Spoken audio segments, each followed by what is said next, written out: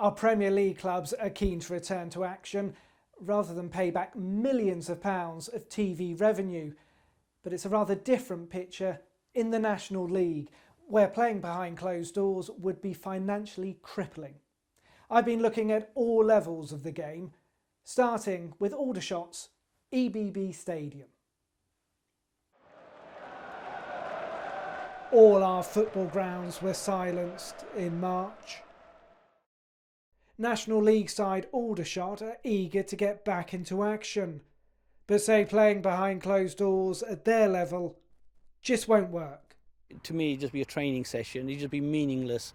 And worse than that is that if you've got no income coming in, you can't really have outgoing, because you've still got to pay the people who are playing football. So no income, outgoing is financially not viable.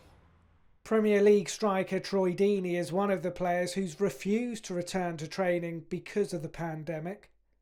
Former Reading Football Club owner Sir John Medeski said footballers should be doing their bit.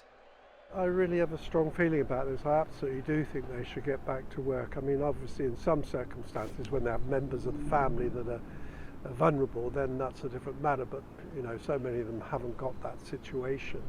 And I dare say if they were really sort of dedicated, they could go into self-isolation anyway.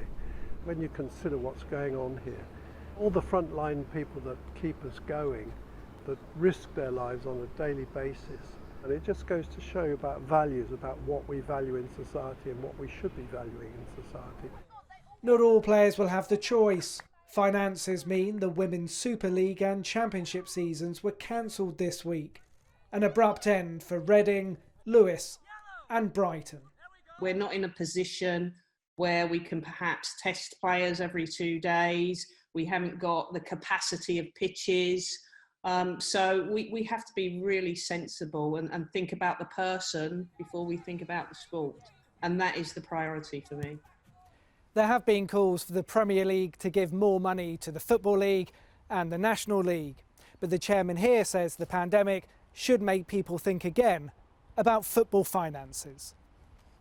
I think it's a reset for football at every level, and I think this reset will hopefully bring back us to a bit of reality what it's about.